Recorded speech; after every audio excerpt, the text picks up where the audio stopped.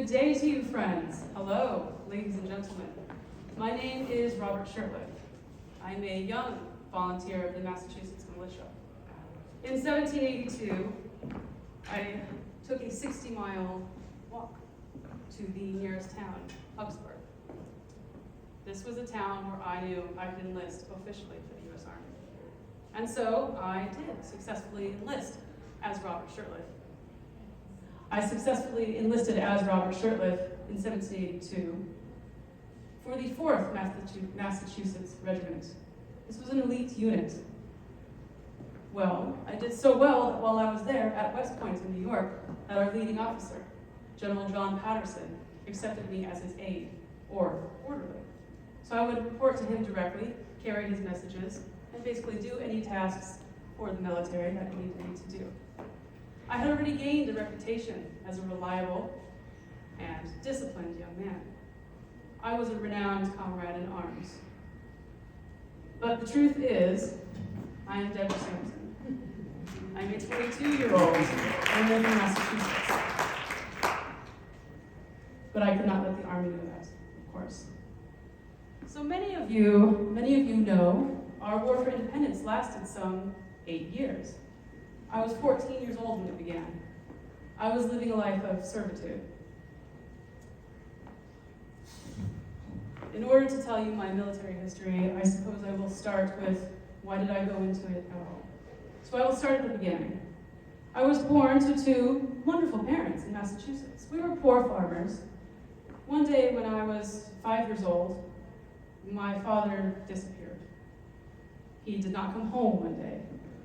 Some folks in our town speculated that he went to sea and died.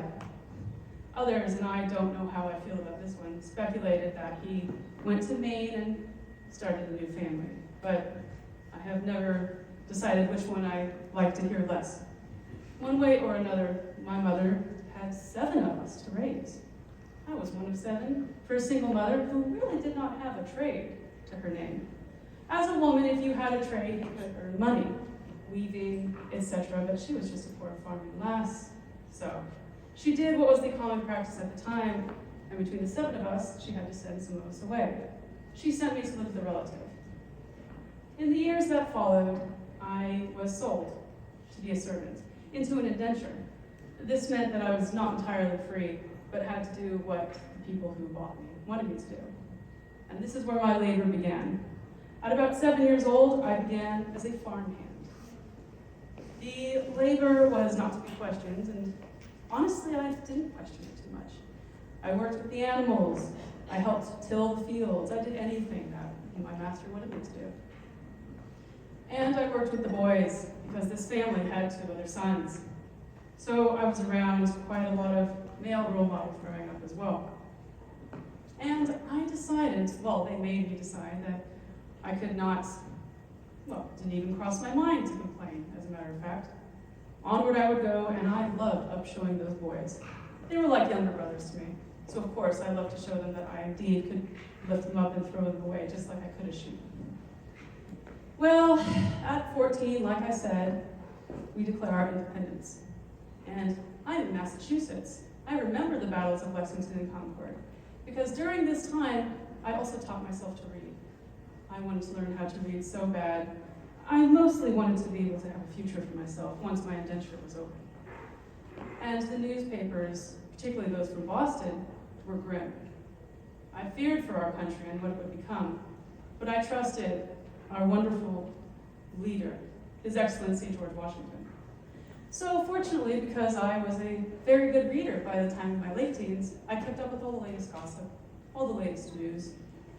And as a result, well, I shared the same opinions as my fellow countrymen, that we were being bullied by a government overseas who did not give us representation.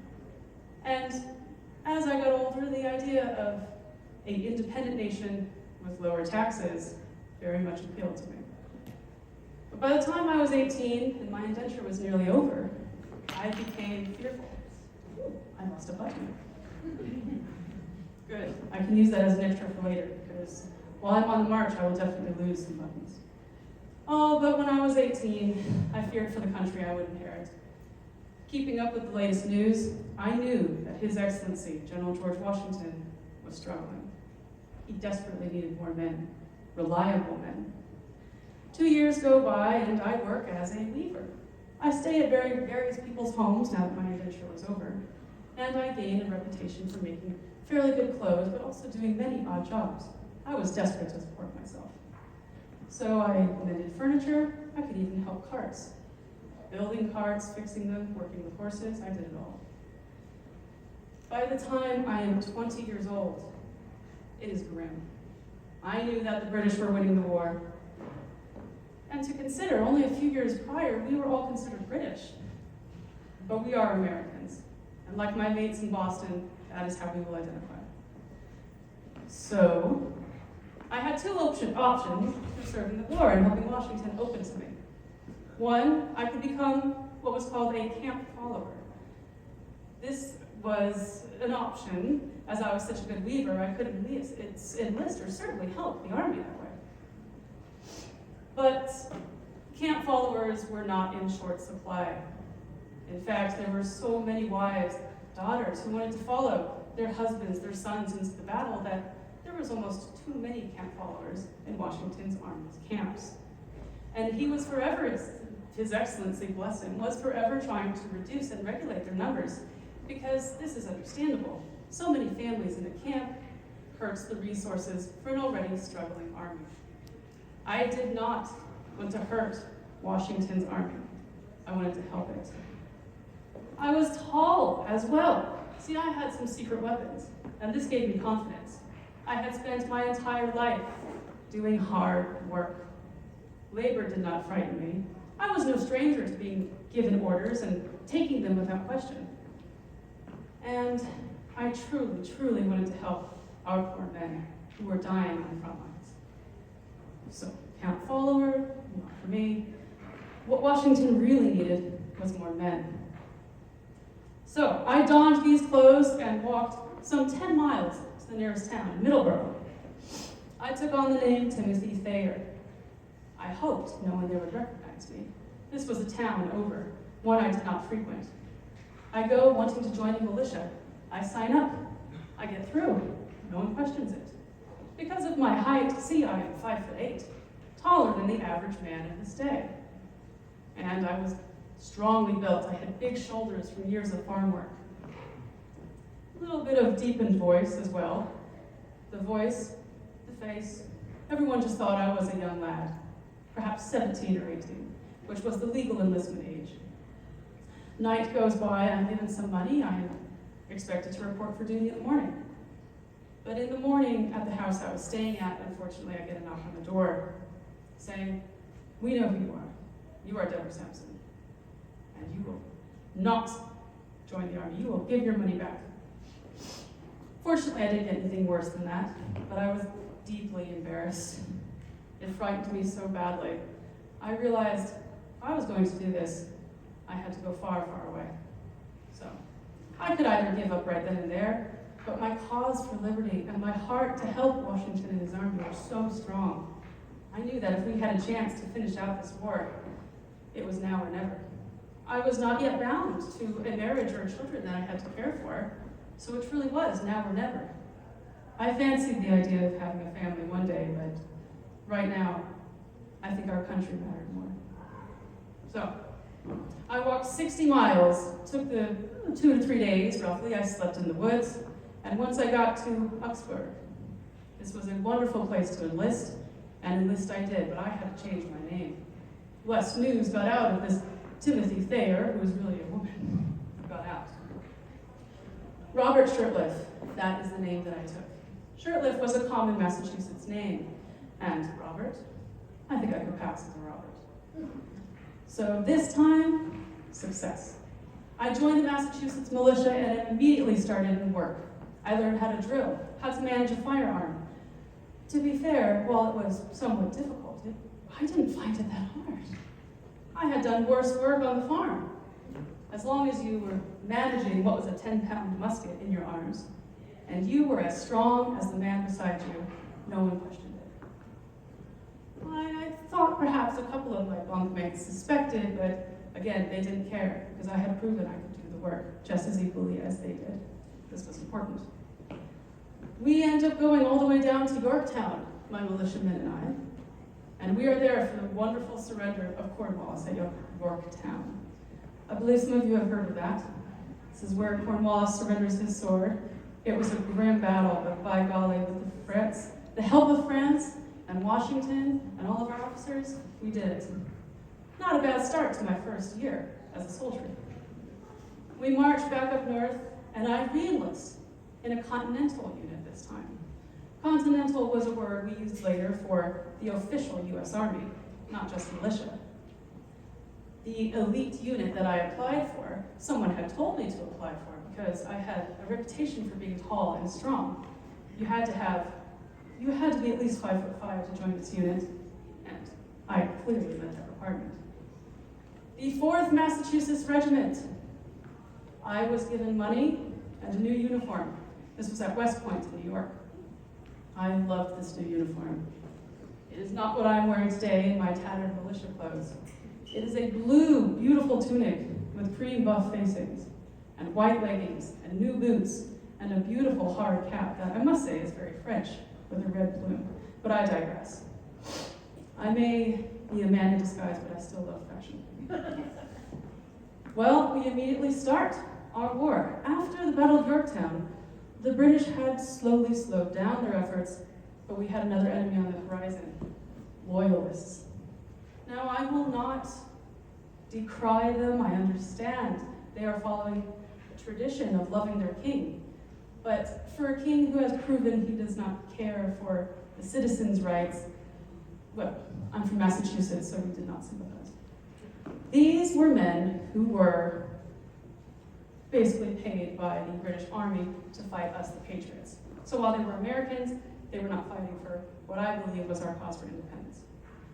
I spent the next 2 years fighting mostly them. I very rarely came up against British regulars, fortunately. Those were professional soldiers. But these men, they acted as professional as any redcoat I could see. And so, there was this land near an area called Sleepy Hollow in New York. The official town there is called Tarrytown. Just a year prior, that dreaded General John Andre, a man who had run a British spy ring against our units, against our army, he had been captured and hanged. I quite liked this idea. We were clapping, we were rejoicing. General John Andre, I will not go into his story, many of you probably already know, he was caught out of his officer's uniform by some local Sleepy Hollow fans, and fortunately, they could legally hang him because he was out of his uniform. This is the man, by the way, who also taught Benedict Arnold and got him to turn against us. We do not like General Andre, fancy man though he was. So I was somewhat familiar with this area because of the stories, but it was a relative no man's land. It was heavy in Dutch tradition and Dutch roots. Some of the names I could not pronounce. But one day, me and my unit, we are marching. We're looking for goods, and we are trying to claim this land for the Patriot cause. The musket fire out of the trees begins. This is not my first scrape with musket fire by any means, but this one was different.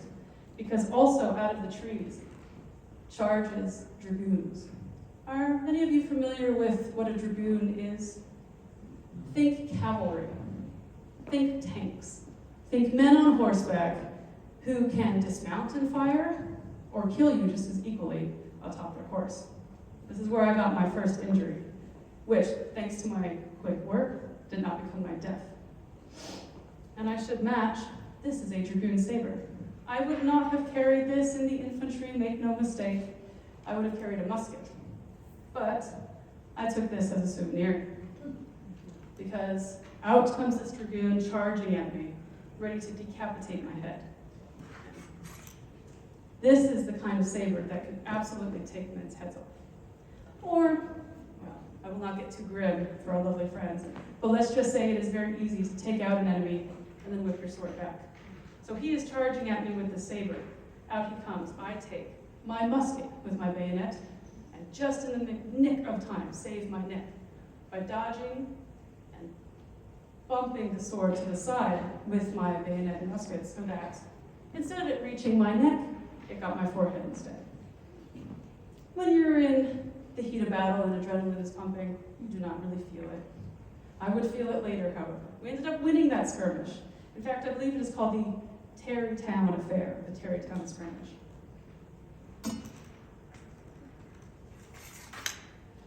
And so, you know, I have been open about I was a woman in disguise. What was the one thing I could not do? See a doctor. That would absolutely betray my everything. I adore doctors, we need them, but I could not afford to have one in the army. It would betray me and who I am. So I tell my mates, and they see the injury. They are really, oh, Bobby, they said, you need to see a doctor. Come to the I'm fine. It's just a scratch. And I put my cap back on. That hurt horribly. But I managed to hide it well enough, and the blood did coagulate soon enough, and we went about our way. I had to wear my cap a little bit behind me so it did not sting my swollen head so much. But after about a week, it was back to normal as could be.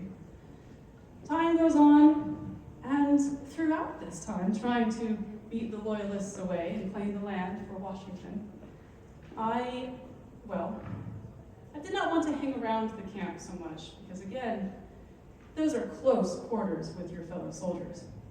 You men are sleeping side by side in tents, and each tent could hold 6 men. Well, I was surely to be found out at that time. I did not clean myself, I did not do anything that would betray me, and this was my secret weapon. I would take every extra duty that I could. Patrol, scavenging for food. The infantry needed that badly. So every chance there was a call for volunteers to leave the camp, I took it. And we would go out to the woods, we would try to raid, not patriots so much, but many of the loyalist farmers in the area who just happened to have a spare hand in the barn. One of these days, on one of these patrol duties and scavenging parties, I am walking on foot with my fellow soldiers, and yet again is that very oftenly heard, let's just say I was used to the sound, but in the dead of night, it frightens me even worse. I feel a sharp pain in my leg. I immediately pull out my musket, as do my friends, and we take cover in the trees and we start firing back. We had to retreat this time. And I had, as it turns out, been shot in the leg. In fact, in a very precarious situation right in my hip. Again, who could I not go see for help? The doctors. So I tried to hide it from my mates as best as possible. And fortunately, as a woman, I can hide pain very well. Physical pain, we were old friends. But this time was different, because I had to get that musket ball out. A musket ball is made from what? Lead. And if lead gets into your bones, into your bloodstream, it is called something lead poisoning. I knew it was now or never. Take it out or risk death, permanent injury, something I could not afford. So I grabbed some brandy out of the officer's mess. Fortunately, no one saw me. I grab a branch, I run into the woods to find some privacy. I grab my knife, and I proceed to cut open the wound, drinking as much brandy as I could beforehand. And then I pour the brandy over to sterilize it. Oh, it was agony. Not only could I not be heard, but I had to get this done. So I would pull my fingers in and try to pull out the bullet. Fortunately, I did. I had always worried after that perhaps some of the bullets stayed in my hip because it would come back to haunt me. But for now, mission accomplished, I passed out. I wake up still very early morning, and I managed to take my sewing kit out of my haversack and sew it up as best as possible. The next month was very hard because, again, I had to hide this injury, but I did. Time goes on, the war is coming to an end. We have done our duty at beating back the Loyalists, and the British have officially surrendered. Treaties with the British at Paris, called the Paris Treaties, are being written up, and me and my lead officer, General John Patterson, he was actually just made a general at this time, and he was looking for an aide. Of course, the one to volunteer, so I could get as away from the other men as possible. I sign up. And I had already had a great reputation, as I said, for being very reliable. So for several months, I am riding his horse back and forth to deliver messages. I am talking to fellow officers for him. One day he takes me up to Philadelphia. This is 1783. We are now in the fall, late summer of 1783. And we are in Philadelphia at a very unfortunate time. After we arrive, something breaks out called yellow fever. Yellow fever not only does it make you feverish, it makes you ache, and it can kill you within a matter of hours. But I did not let this stop me. I did not absolutely want to, I did not want to catch it, but I also wanted to keep doing my duty because I loved my time in the Army. It was the family I hadn't had in a long time. They fed me, kept me well, and my mates, well, I couldn't obviously get too intimate with them. They were like brothers. And I loved my lead officer. John Patterson was a wonderful leader. So, I'm delivering a message of him. Once, he wanted me to take this to Philadelphia, what is now called Independence Hall, the courthouse. Unfortunately, I ride by some people lying on the street. I feared it was the fever, so I rode fast. I deliver the message, and I ride back to his house, because he was having me stay at his house with his family. Very nice. Probably the nicest quarters I've ever stayed in. But all I could remember next was feeling pain on the inside, feeling sickness. I started to droop, and I couldn't focus. I couldn't open my eyes anymore. The next thing I know, I'm on the ground. I've fallen off my horse. And I vaguely remember fellow soldiers putting me on a stretcher and quickly taking me away before I then pass out. I later found out they took me to the latest sick house because they had to isolate these victims so as not to infect the rest of the city. At one point, I heard men arguing over who would take my boots should I die, which I understand. A dead man does not eat his clothes, and clothes are in low numbers. Well, I pass out again, and I wake up to a shocking sight. It is a doctor, and he has taken off my shirt. And he, make no mistake, he is a man I will forever love for the rest of my life. His name was Barnabas Benet, Dr. Barnabas Benet. And when I fully come to, he explains to me, "Fear not, I will not expose you." He could see all the years of harm that had been done to my body. 3 years almost total of soldiering was evident by what I had been through, and he could see it physically. He quietly writes a letter to John Patterson, but he lets me stay at his home for several days, maybe 2 or 3 days. He feeds me, I meet his wife becomes aware. Now I tell him that first moment, he goes, "Who are you really, lad?" Or should I say lass? So I am Deborah Sampson. I was terrified. I thought, this is it, this is the end. Not only will I miss my army time, but it was illegal to have some sort of charade this way.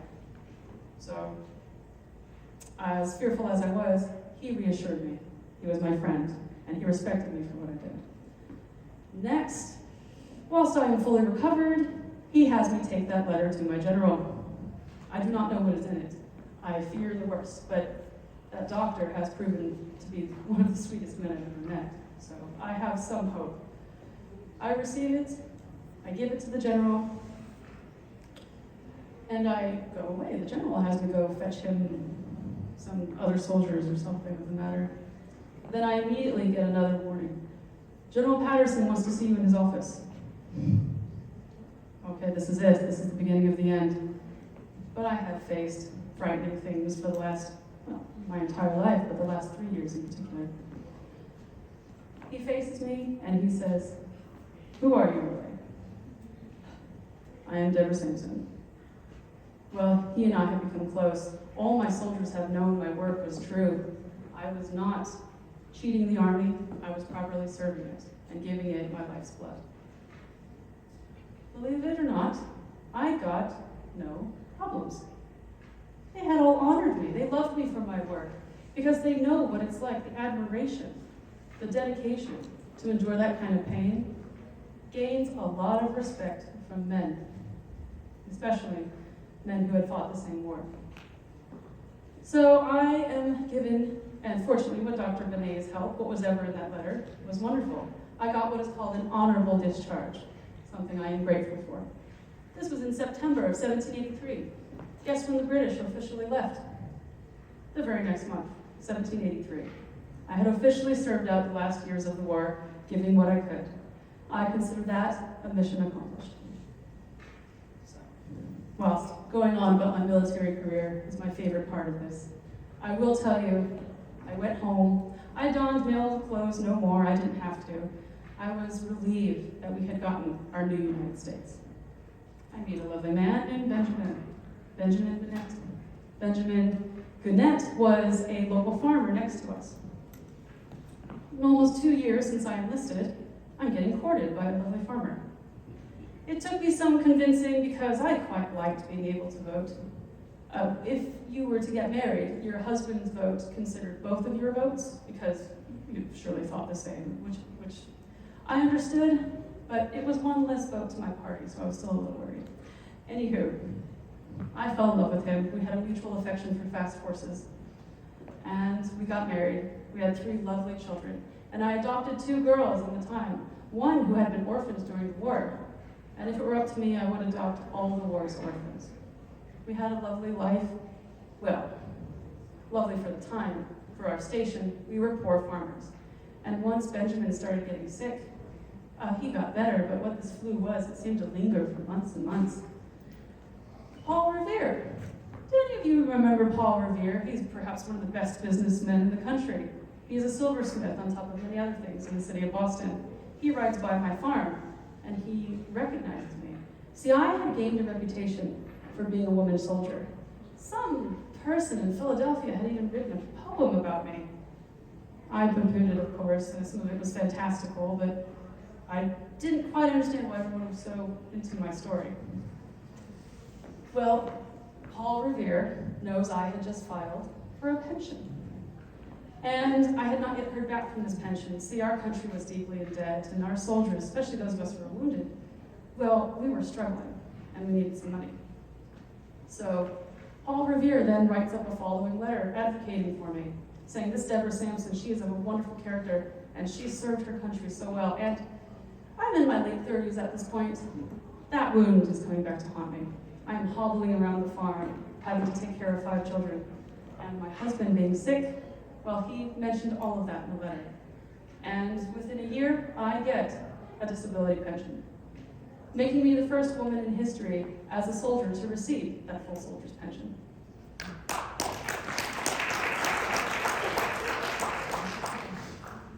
Well, His Excellency George Washington passes away in 1799. The money I am given is $4 a month. This is not bad. It's not enough to live on, but it helps. People start showing up at my house, wanting me to tell them war stories. This was not uncommon if you were in the war, especially younger generations coming up. They want to hear all about it. Well, War of 1812 breaks out, and the British burn D.C. They tried to take us over again, by the way. This was horrible. Our first real test as a country was this War of 1812. And when they burned D.C., they burned all my military papers. I have to apply for another pension. I actually get to. And this time I get it in the year 1818. They are noting all of my military service and how well I earned it under the name Robert Shirley. And I then get $96 a year, not just for a disability pension, but a service pension. And I live on that for the rest of my life, while also being a poor farmer, watching my beautiful children grow up. And I believe that makes me a woman of many firsts in this country. First woman to serve in a military uniform, first woman to get a full pension, and then I ended my life doing public speaking and getting paid for it. Because people love my stories so much, and the money helped. Anywhere I could get some money to feed my family, with honor, I would do it.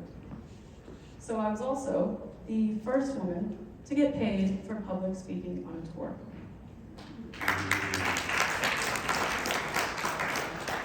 And make no mistake, people called me a heroine. They wrote books about me. A certain man, Herman Man, I believe his name was, he wrote a biography on me. Some of it was fantastical, but I still got some money for that as well. I watched my fellow soldiers die around me. While I am called a heroine, or any kind of hero, the real heroes are the men who could not come home. So thank you very much. That is my story.